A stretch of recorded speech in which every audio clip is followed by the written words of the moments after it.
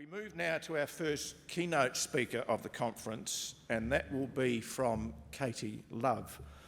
Katy is the Director of Resources at Wikimedia Foundation, which is a non-profit charitable organisation dedicated to encouraging the growth, development and distribution of free, multilingual educational content and to providing these wiki-based projects to the public free of charge. It is the Wikimedia Foundation which operates Wikipedia. So in looking to find out a little more about Katy, I went to Wikipedia and I couldn't find you, Katy, but I'm sure you are there. Katy comes to us from Berkeley in California, and we are so pleased that you'll be able to fly with Air New Zealand across the Pacific to share the next few days with us. Katy this morning is going to share with us lessons from her philanthropic journey.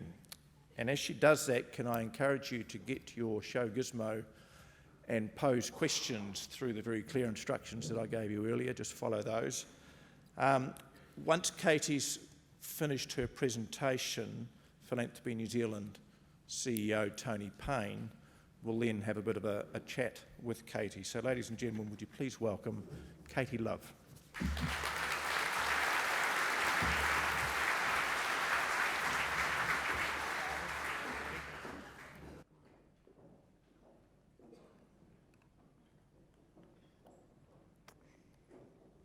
Good morning.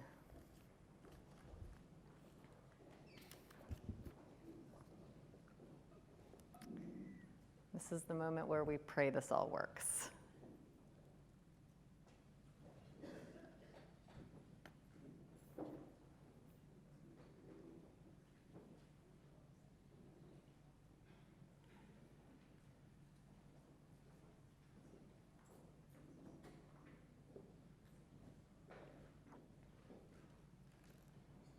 Good morning. Good morning. I'm thrilled to be here today with all of you. You're a large crowd. It's really nice to see so many faces from so many places here. And I want to start by thanking Philanthropy New Zealand for inviting me here today to this lovely and important event. Thank you, Yvonne and Liv and Tony and everyone involved in this massive event. My name is Katy Love, and I am indeed the Director of Community Resources at the Wikimedia Foundation. I am actually not on Wikipedia. I am not notable enough to receive an article about me on Wikipedia, but I am an editor and contributor to Wikipedia, so I'm on Wikipedia in that way. And the Wikimedia Foundation is the nonprofit organization dedicated to supporting Wikipedia and other free knowledge projects. I'll tell you a little bit more about Wikipedia in a little bit. But first, this photo of these wonderful people beaming down on us today. They are a participatory grant-making committee that works on behalf of Wikimedia's mission and vision. You can see me, maybe you can find me. I look a little different with shorter hair, but I'm there surrounded by people from all over the world that do this important work as volunteers and contributors. Each year, this very group is allocated $6 million US on behalf of our Wikimedia movement for free knowledge to decide how to spend those grants and make those decisions. Our idea, plain and simple, is that people from deep within our communities are better able than anyone sitting behind a desk in San Francisco or anyone in isolation to know how to make investments in our communities. But my story doesn't start with them. My interest in participatory grant-making actually came from an interest in participatory budgeting. How many of you are familiar with the concept of participatory budgeting? A show of hands just to get a sense if anyone's heard of this before. Okay, a handful. Thank you. This passion for me came like the best of passions. I was introduced to this concept by a beloved professor in university who was inspiring and passionate and deeply connected to the right goals in my mind. So this photo is actually a photo of Porto Alegre in Brazil, a city that pioneered this approach in the 1980s. And participatory budgeting, according to Wikipedia, a trusted source, is that it is a democratic deliberation and decision-making process and a type of participatory democracy in which ordinary people, like you and me, decide how to allocate part of a municipal or public budget. Participatory budgeting allows citizens to identify, discuss, and prioritize spending projects and gives them real power to make decisions about how money is spent. I still remember the classroom I was sitting in when I was learning about this concept. It struck me so deeply. How could a group of normal people like me and you and everyone in between us make decisions, big decisions that would impact everyone? I was floored, and I wanted to know more. The seed was planted. So I joined Philanthropy. My first experience in philanthropy was working in a program officer type role. Some of you surely sit in those kinds of roles for the Global Fund for Children, a wonderful organization based in Washington, D.C. that serves grassroots organizations all around the world that work with vulnerable children. And I was thrilled to help move money from the global north to the global south. Even though I was new to philanthropy, I was embraced by a community of wise and loving and passionate and smart program officers and team all around me that helped me ask myself deep and difficult questions. What were my assumptions? What was my background? What biases was I bringing to this process? They taught me pretty much everything about what I know in philanthropy, and I'm incredibly grateful to them. But even surrounded by this community of wise, caring, well-intentioned people, I felt something was off. How was it my decision to decide how hundreds of thousands of dollars were spent? I was not representative of the communities I was trying to serve. I was not accountable to those communities. I was not transparent in my decisions. I probably made other mistakes beyond that too. Even with the best intentions and the most extensive information, how could I possibly make the best decisions about how to spend grant dollars? This set me off on an interesting journey towards collaborative decision-making in philanthropy. I really wanted to wrestle with those questions about philanthropic giving in a different way. I knew there were other models popping up and interesting conversations I was hearing about how groups of people could make better decisions than one person in isolation. So I started a giving circle. A giving circle, as you probably know, is when a group of ordinary people come together, pool the resources that they have, and try to engage in deliberation around how to pool those resources to make a larger impact. So this lovely group of people we called Gather and Give, Let's Eat. It is a really funny name, and I think that's exactly why we called ourselves Gaggle, just so we could laugh at that every time we said it out loud. And as you can see from the photo, we made sure to eat. But it felt really good to come together in community and ask ourselves questions about our assumptions, our biases, our thoughts, our dreams. In the years that followed this, and the Wall Street Journal did write about us, I joined and led many other philanthropic initiatives, working at the community level, at the national level, the regional level, and really got to see a lot of different collaborative philanthropic experiences. Collaborative decision-making in philanthropy was in my blood. My journey then took me to a large-scale collaboration between 6 of the largest humanitarian organizations. These NGOs came together to coordinate, to communicate, to collaborate, and to increase their accountability to beneficiaries, to disaster-affected people. This was a fabulous project and really enabled me to see collaboration at a different level.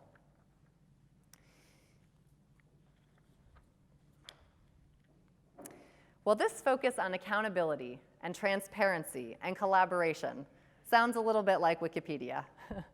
So it is no coincidence that that took me to Wikipedia and to my current role at the Wikimedia Foundation. Wikipedia is, of course, perhaps the largest project for human collaboration in the history of mankind, which is crazy. It's totally crazy. And so now I need to take a step back and tell you a little bit about this little website called Wikipedia, which is one of the free knowledge projects the Wikimedia Foundation supports, because it's very much founded on these principles. At Wikipedia, we have this saying, The problem with Wikipedia, and it's true, is that it only works in practice. In theory, it's a total disaster.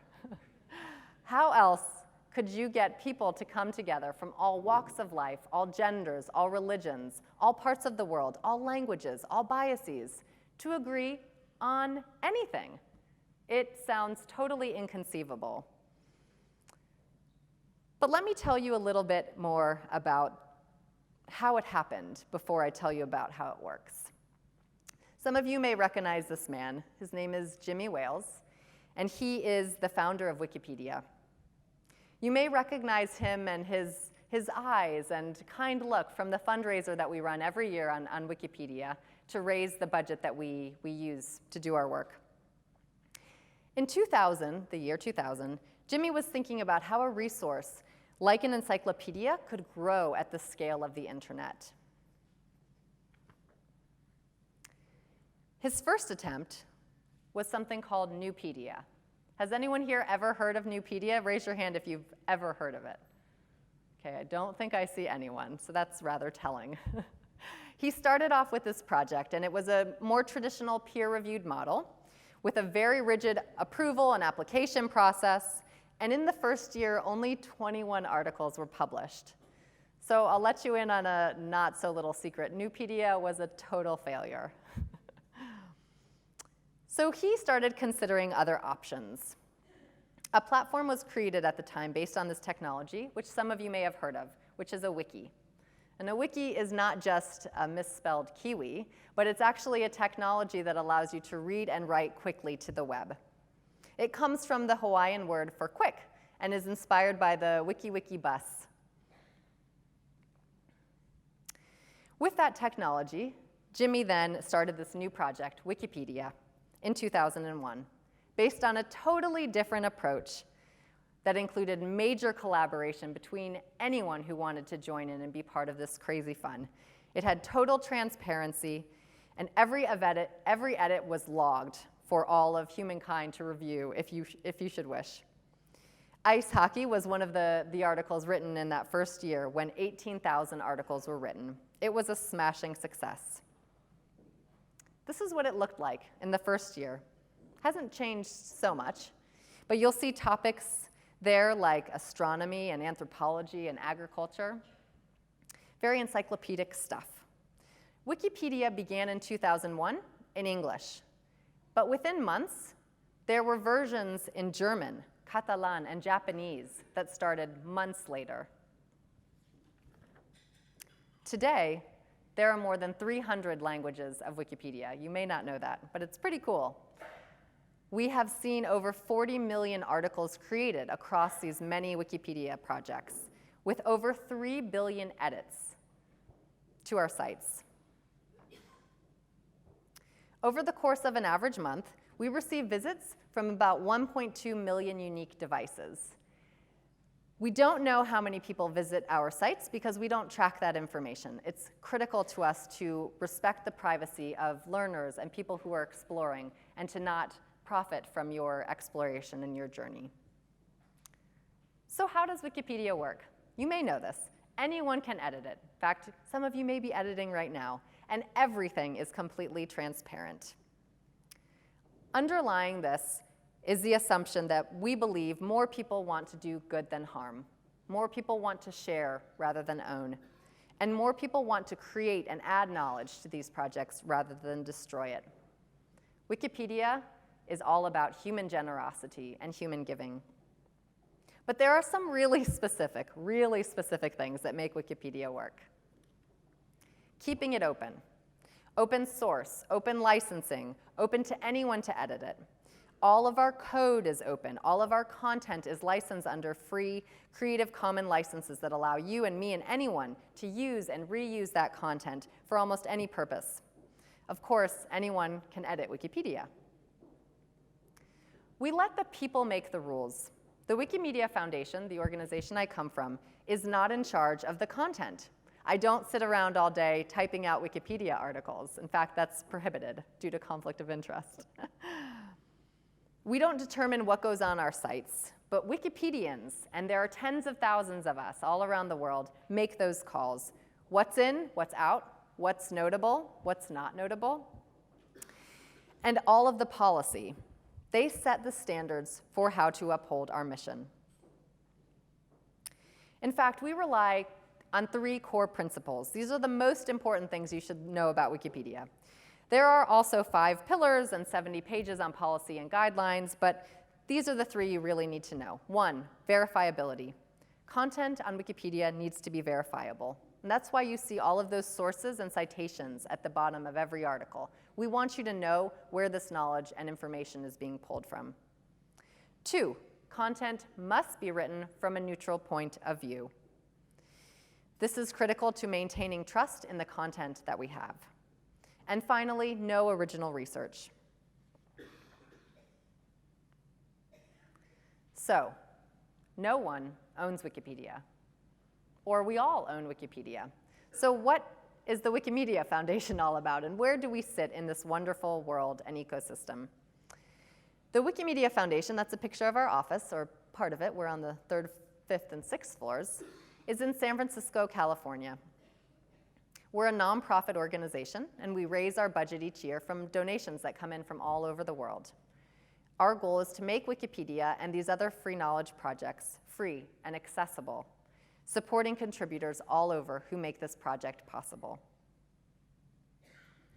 This here is our mission statement, our vision statement. Imagine a world where every human being can freely share in the sum of all of human knowledge. It's deeply aspirational, and it's still deeply inspiring to me and all of the Wikimedians all over the world. We believe that knowledge and information is owned by the people, and that all of us should have access to this. All of us should participate in the creation of knowledge, and all of us should be represented in that knowledge. So the Wikimedia Foundation, who are we and what do we do? We're about 250 to 270 people. Some of us are in San Francisco, some of us are around the world, and we play many roles as an organization. We run the servers, we operate the technology, we build features for readers and editors, and we support the communities and volunteers that put the content on our sites. So to do that, we run participatory grants programs.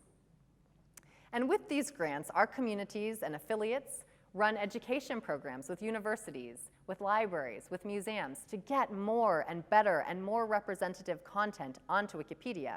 You've seen the stats. People are looking at what's on Wikipedia. It matters that it's good. So what is this participatory grant making? I wanted to make sure that I had the people in the room with me who do this work on behalf of our movement, because it's so beautiful and it's a deep act of generosity. They are volunteers, and they spend tens of hours each year in helping us make decisions, or making the decisions about how to spend those funds. So I define participatory grant making as something slightly more specific than participatory philanthropy. Participatory philanthropy, I've seen in many contexts, may include people from communities sitting on boards or advising on strategy or programmatic priorities. They may involve community members who are affected doing evaluation or providing feedback through surveys, helping learn from the experiences. But participatory grant making is really about money. It's about sharing power through decisions about money. We involve people who are affected by the outcomes and the decisions of the grants to make the decisions about the grants. And our processes and programs have been designed to reflect the ethos and the vision of the Wikimedia movement. We're inspired by this phrase that comes from the disability rights movement: nothing about us without us. We believe that participatory grants are effective, more effective than traditional grants. But beyond that, this is a shift, a paradigm shift in how we work with our grantees, not simply as beneficiaries, but as agents of change. The process is part of the impact. These are the general principles behind the work we do. Decision-making is made by those who are involved and affected. We ensure that diverse sets of people come into the process and are collaborating together to make these decisions. Let me tell you a little bit more about what this looks like in practice at Wikimedia. Transparency. This is a photo of a child in a building that, as a mother, this gives me deep fear to see him in this glass floor, but he looks like he's having fun. Transparency is all about what we do. Every single proposal is posted online. Every single report, every single funding decision is all available on Wiki. And I'll give you the links if you'd like to see them. Every single one is available there. Participation is critical. Anyone in the world, all of you, everyone is invited to come and not only review those documents, but to engage, to participate, to challenge us in our assumptions, to help these grant proposers understand where they're coming from, where they might be successful, offer them mentorship and support, constructively criticize them. We do have people who come on to troll our work, but that's also part of the way it goes.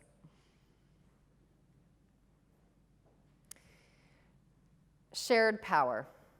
Sharing power is fundamental to our work, and sharing decisions about money and grants is critical. You know what they say, money is power. So grants decisions in our context are given completely or shared by volunteers. These are representatives of the communities we aim to support with our grants. Some are recruited by us for particular skill sets or experiences that they bring, and some are elected through a public elections process where thousands of people show up to vote about who will make these decisions. Who decides is really important, and sharing that power between people makes these decisions better. Accountability. Giving people from communities affected by these grants the decision-making power directly enables us to be more accountable to the communities we're trying to serve. We also have very specific mechanisms for increasing our accountability to communities. The first, something that several other of you do, is we conduct surveys after every round. We'll go in after a round of funding and ask everyone who participated, the successful folks and the not successful folks, what was your experience like? What did you learn? What did you appreciate? What did you totally hate and we should never do again? How much time did it take you? What were the biggest pain points? We want to learn from everyone's experiences to make sure that we can design a better process. I'll tell you the truth, sometimes we hear things that are hurtful. Some things that, to me, I used to be a former program officer, would make me sad. I had invested a lot of time in making these processes as perfect as I could. But this is how I was accountable to those I was trying to serve. I listened to them, and then I took on that feedback and made changes according to it. In addition, one of our programs actually has a complaints and appeals process, two separate processes, both overseen by an independent ombudsperson. This is something I had never, ever seen before working with Wikimedia, but this is something that I've seen real power and accountability coming from. Someone from the community in an independent role arbitrating some of these tense situations. Funders often speak about wanting to increase diversity in their programs or in their processes or their structures. And participatory grant making opens up this pathway in a beautiful way. For us, it's critical to have people from all over the world, from all genders, from all associations and affiliations, as much representation as we can have to help make those decisions. Just like we believe that the creation of a good Wikipedia article comes from sharing our perspectives, disagreeing, and then learning to agree about what we agree about, the grant-making process is similar. We believe that a shared and collective process will bring us a shared understanding together. It's true, a lot of this comes from a very Wikimedia-specific world. You'll hear a lot of connections to Wikipedia, but we're not alone. And I had permission to share some of these photos from some of the other funders who are leading and innovating in tremendous ways. Here are photos of activists from the Disability Rights Fund, and from the Red Umbrella Fund, two funds that are deeply inspiring. And if you're looking for models to learn about this work, I highly recommend you look into the work that they're doing. They are innovating for impact, if anybody ever was. In fact, participatory grant making is proliferating all over the place. I keep hearing more, and not just about crowdfunding and community foundations or place-based funders who did pioneer some of this work, but we're really seeing innovations coming up where people are starting to do this work internationally. Organizations like the Disability Rights Fund, and Frida, the Young Feminist Fund, and UHAI in East Africa, and the Red Umbrella Fund, among many, many others, are pioneering this important work. But even while we celebrate these advances in philanthropy, participatory grant making is far from new. The concept of giving power to representatives from communities, giving them the power to make decisions, well, that emerged as early as the 1970s in the US at least. And in that context, we saw a number of funds come up that were really focusing at the local level and inviting community members into the decision-making process to make the grants themselves. The change that we've seen in the last 20 years or so is that this is being applied at a global level now. Grant making, as those of you who do work at the global level know, that working at the global level presents a whole host of complexities and challenges, but it also presents a host of opportunities. So let's remember that these emergent practices are coming up in the context of a lot of broader change that we're seeing in social and political environments. There is an increasing distrust towards governments, corporations, even NGOs and the foundations that we represent. There is a backlash against top-down approaches, and there's a move away from traditional hierarchy. All of these have opened up models and opportunities for us. In addition, there's pushes and movements towards democratization and transparency and public engagement coming from all of these actors I just mentioned. There's an increasing space and voice for social movements, and grassroots activism that I'm seeing globally is spreading and deeply inspiring. But why bother? Maybe some of you are thinking about this and starting to kind of work through how challenging this might be to implement. Fundamentally, this kind of grant making allows us to walk the walk of social change that we so deeply want to see. Who knows better about how to make change than the people who are living with those realities every day? They know better than any one person knows what is likely to succeed, what is likely to fail, what kind of risks are worth taking, and who needs to be at the table making those decisions. Grants made through these participatory processes are more effective, are more impactful, and I believe they're better grants. Through participation in these kinds of decision-making processes, members of communities or movements that we're trying to support become leaders. Leadership is an outcome of this kind of work. Not only do we strengthen their voice and increase their profile in their social circumstance or their movements, but they're also building their decision-making skills and a number of other skills. We are building movements through this work. We're seeing an exchange and a collaboration that's building networks and sharing knowledge within movements and communities in a way that wasn't possible before. And innovation, one of the themes of the summit here today. Grants made by community representatives are actually much more willing, I've found, to take on risks than traditional funders have been willing to do. Innovation actually comes through this kind of practice because you can take more risks when you're making decisions based on collective agreements and understanding. Trust. Trust is built through participatory grant making and through these processes. And the importance of building trust in our work cannot be overstated. Well, you can tell, I believe deeply in participatory grant making. It's something that drives me and motivates me, and I'm always eager to spread the word and help as many people as I can adopt these practices. But I'm still learning, and certainly this pretty young field is still learning. We've made mistakes. I personally have made mistakes. I have supported grants that I didn't think were the best decisions. Some of them didn't turn out so well. But what I have found is that it takes courage, and it takes vulnerability, and it takes trust for me to come and commit myself to this process. This is the future as it was envisioned by someone in 1922. And I'm not sure how much reality that has or how likely that is to be. But we don't know what the future will bring. I think we know at this point that a few things are pretty clear. Demands for the values of openness, participation, transparency are not going away. So as funders and community organizations, let's be ready.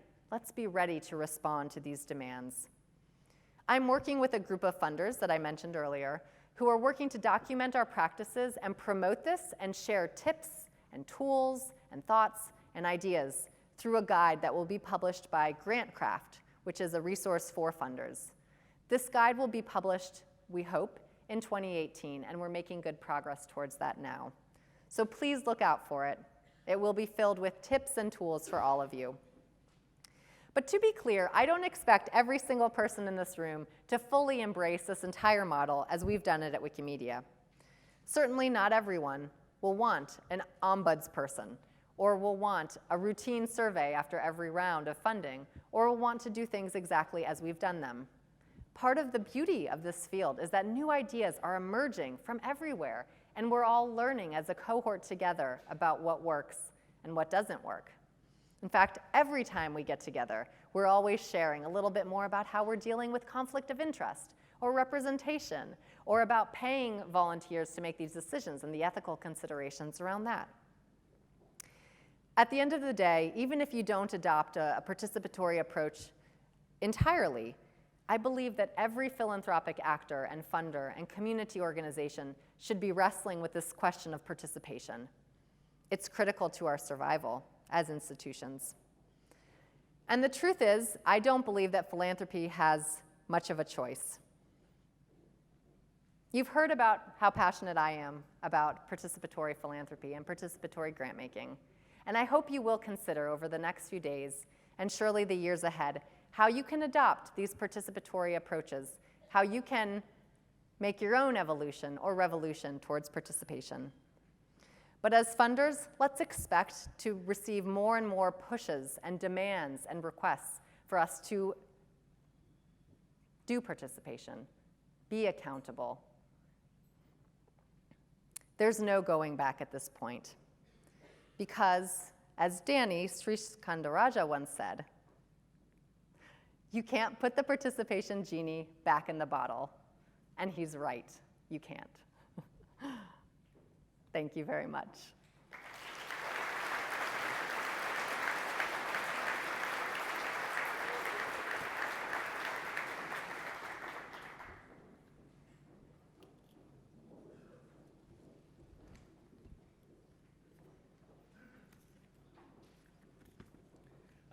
Katy, thank you on behalf of everyone for that fascinating insight into your world and the world of Wiki and participatory grant making. Folks, can I encourage those of you who do have questions just to jump onto your ShowGizmo apps, and John will be receiving those questions. I think he's got a couple already. But while you're doing that, Katy, I'm wondering if I can ask you a couple of questions myself. I think a lot of us have an intuitive bent towards this kind of democratized, participatory. It aligns with our values, but it also sounds like a process that takes a lot of time and can be quite cost and time intensive. Is that the case? Is it an effective way of making grants? Yes. I love this question because it's important to put it out on the table. All of you out there who do work with communities know that community building and movement building takes time, and it takes money. And that's an important thing to acknowledge up front. But it's worth it, in my view.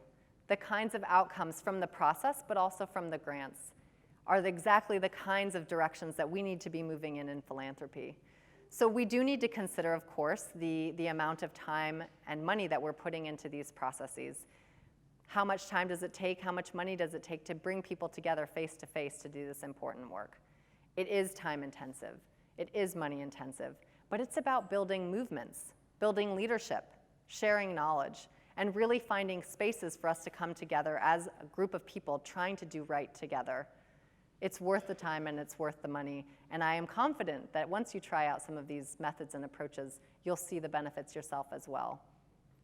Thanks, Katy. My second question before I throw to John is, and I hope I'm not putting you on the spot here, one of our themes is about innovation at this conference, and the rhetoric about innovation is that we embrace failure and we try to learn from it, and we're brave about it, and we're generous with our response to it. Can you tell us more specifically about a time where you've seen this process fail and what you might have learned from that failure?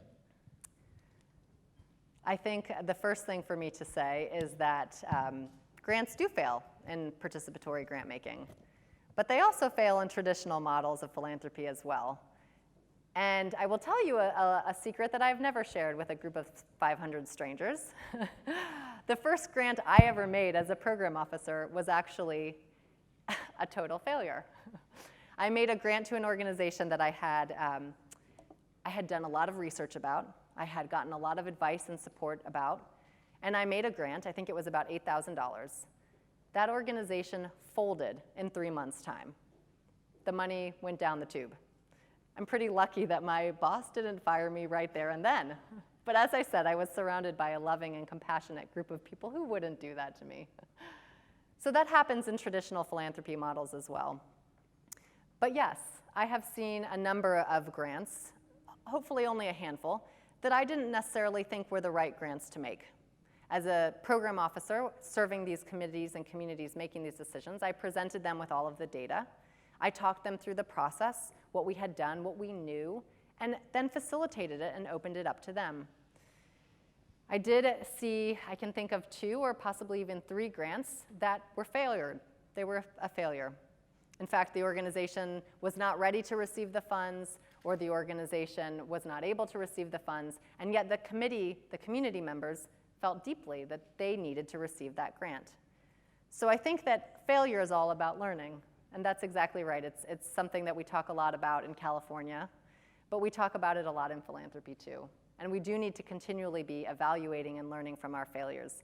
And the upside of failure is that when you're working with a group of people, you all share in that failure. It's not any one person's fault that a bad decision was made, but you learn from that. And so right now we're looking at building out some case studies around some of these grants to really help inform our communities and our committees and our grant seekers about what a failed grant looks like, and how we can learn from that. Thanks, Katy. John, you got some questions from the crowd? I do have a number of questions that have come through. Actually, thank you for those people who have mastered the technology. First one is from Sarah Doherty. How do global participatory grant-making decisions make for good local decisions? Doesn't global participation take the decision away from the people impacted locally? Doesn't global participation take the decision away from the people impacted locally? So I think I should clarify a little bit about how this works. Participatory grant making can work for anyone in any context, and I firmly believe that. The way that it can work at the local level is having representatives from the communities at the local level make those decisions. And the question of representation is a really interesting and fascinating one. At the global level, then, you do have representatives from as many viewpoints and sectors and backgrounds as you possibly can, but you won't have, for instance, in our case, people only from Bangladesh making decisions exclusively about Bangladesh. And that is, in fact, part of the beauty of it. We really like to be able to bring learning and approaches from the Wikimedia world and the Wikimedia movement from one part of the world to another. That's actually core to what we do and how we learn and how we grow together as a community. So we see it as a strength. And then it's the role of the staff who have the more boring jobs to comb through the data, to collect as much context, and to present every possible piece of information to the committee to make those decisions on behalf of this global movement that we sit in. So I wouldn't say that it takes away the rights of the local people to make the decisions. In our world, in the Wikimedia world, we're working on a global level. So having representatives from the global community there to make those decisions as a global community is actually quite key. Thank you, Katie. Another question on the theme of decision making, and this is from Robin Rona. Do you find decision making overly protracted at Wikipedia with a shared and collective process? Does it take a long time? It does take some time, but it's not necessarily because it's about time making decisions. So much of the process is about building trust, and that is something that takes time and can't snap your fingers and make for trustful situations, especially when you're coming from places where you have very different understandings. Perhaps you've even been in a conflict with someone that you're in the room with making those decisions. And I have found we have a number of tools that we use in the Wikimedia world to help facilitate those discussions and make those decisions. So some of our programs, we bring the community members face to face, and we work with a tool, a very, very cool participatory consensus tool called a Gradients of Agreement tool that allows you to map out where people are and quickly find points in common and move to a decision. But our process for this grants program actually does take a few days. And our committee members, who are volunteers, use their vacation time or take leaves, unpaid leaves, we even have that happen, to come together to do this. And so we try to make the experience as positive and meaningful as possible. But we do have other programs that do this all virtually. In fact, we have very trained, very skilled program officers who facilitate that process. Some of them have a long background in nonviolent communication, which is very useful in this work, to try to help build understanding and consensus. I have seen it work on a number of scales. I have participated in groups that make decisions in a few hours or a few days. But it is something that you have to be prepared for a certain amount of time. I just wouldn't say that it's too much time to build a movement, to build leadership, and to make good quality grants. So you're making granting decisions within a few days? Sometimes, yeah. It's pretty good. I mean, well, the decisions are made in a few days, but the process starts out with the receipt of the proposal, and then there's a lot of analysis done. And from start to finish, it's about 2 months from the time the application is submitted to the time the grantee receives the information. But all of that time are our volunteers going through as much information as possible, answering questions, asking questions on these proposals themselves, as you're welcome to do on any of our proposals too. We've got a question now from, and there's a couple of questions in one, from Kate Tyndall-Lum. Firstly, how much are the typical grants given by Wikimedia? And secondly, how do you manage taking and implementing changes or feedback from so many people who give feedback after your funding rounds? Those are two very good questions. So the first thing that was really exciting to the cohort of participatory grant makers that I'm a part of is that we're doing this on a scale that no one else has been able to do it, as far as we know. I'd love to be proven wrong. Most of the participatory funds are making grants of a few $1,000s, perhaps $20,000. But at Wikimedia, we have the great opportunity to make grants from as small as a few $100s to as large as over $1 million US. So our scale is quite large in that regard. And I will also point out, as you know, good practice in philanthropy is to make core operating grants that are unrestricted, that allow the grantees, the trust, to make the decisions about how to spend those funds. So that's something that's very important to us. And the second question was? It's a very good question. I'll just go right back to that. What was it? Once a question's asked, you can delete it with this technology when you're the question master. But how do you manage taking and implementing changes to feedback from so many people who give feedback?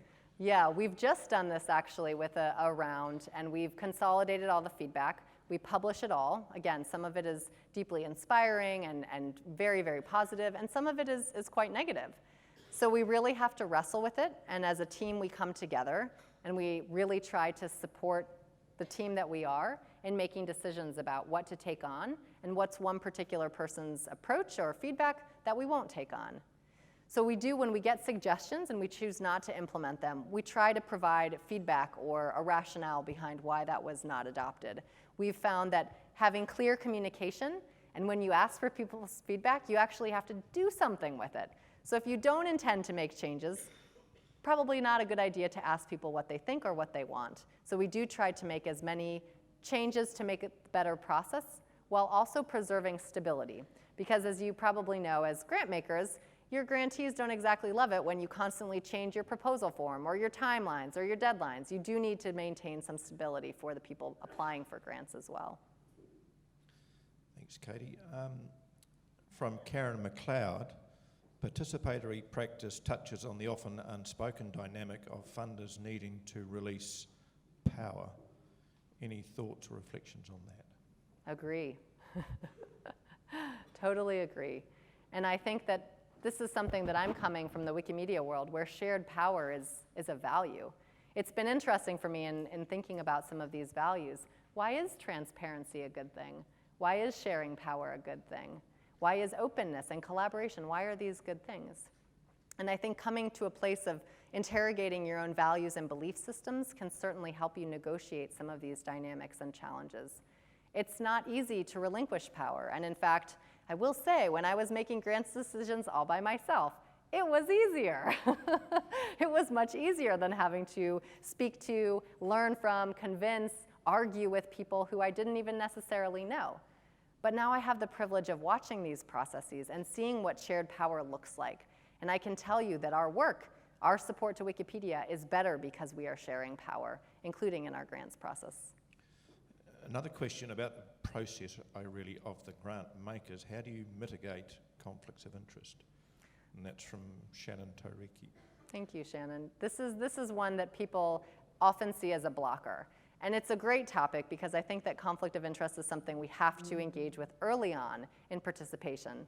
We want to make sure that people who are coming into these processes aren't necessarily given too much power or too much voice in a way that actually advances their own interests. So the way we do it at Wikimedia is we do, like most participatory funders, have a conflict of interest form. We ask people to declare what they perceive as conflicts of interest. And when they don't see a conflict, then we will often talk to them. Are you sure that you don't have a conflict with that proposal from Wikimedia X, Y, or Z organization? And we really try to understand where the person is coming from. Because as we know, when those grants decisions are made and when they're challenged, we can only rely on the integrity of our process. And there's a lot about optics. It doesn't matter how perfect the process is. Doesn't matter how excellently the program officer has facilitated it. If people don't trust in the outcome, then it's a waste of time. So having a good process for managing that conflict is imminently overcomable. I think I just made up a word. I come from California where we make up words. And is something that is actually worth thinking about carefully and critically, but is a challenge that you can easily overcome with a clear set of guiding principles and a clear process and real transparency on how you navigate that conflict. It's ironic, given you're president at the moment and that you're from Wikimedia, that you should be making stuff up. It is ironic. Yeah, it is.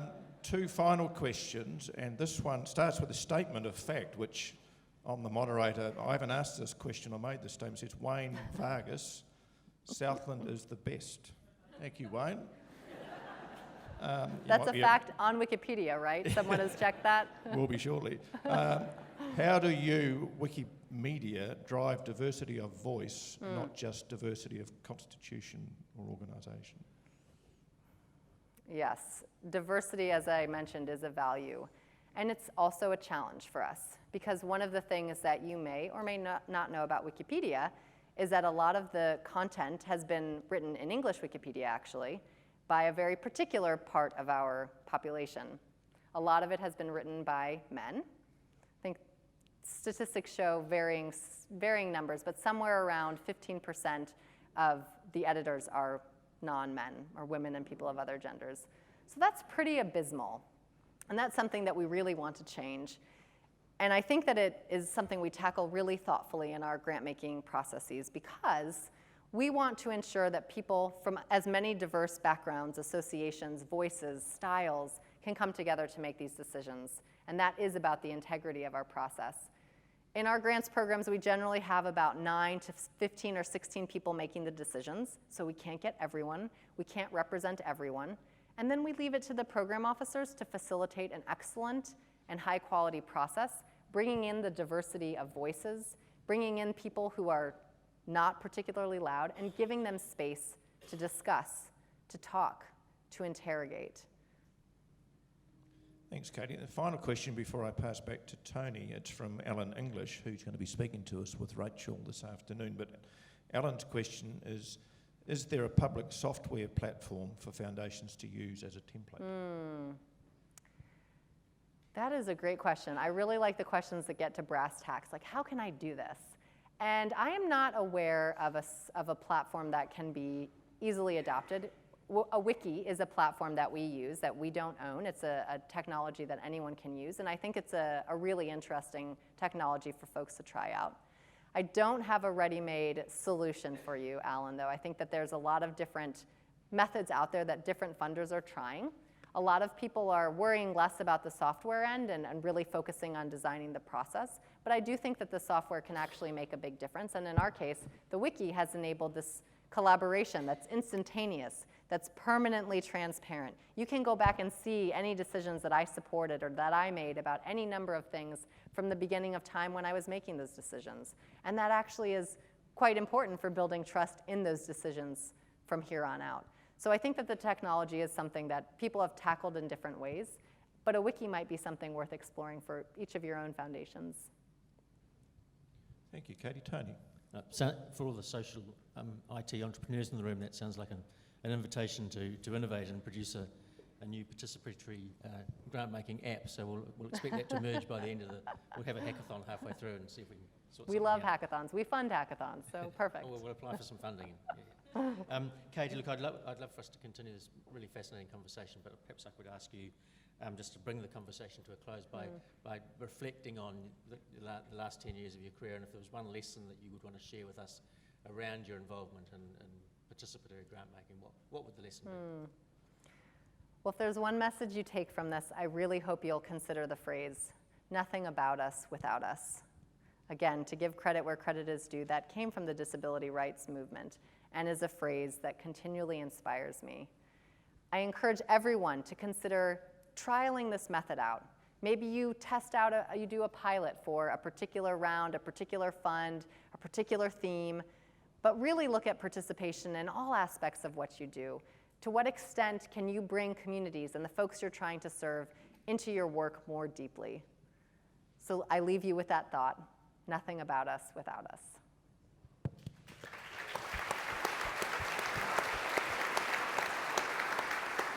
Thank you. Thank you very much, Katie. I'd now like to invite Philanthropy New Zealand board member Rongo Kirkwood she's at the stage, to present a small gift to Katie. Kia ora, Katie. Our people have a saying, or my people, tangata whenua of Aotearoa, ko te manu e kai ana I te miro, nōna te ngahere. Ko te manu e kai ana te mātauranga, nōna te ao. The bird that consumes the miro berry owns the forest. The bird that consumes knowledge owns the world. Tēnā koe.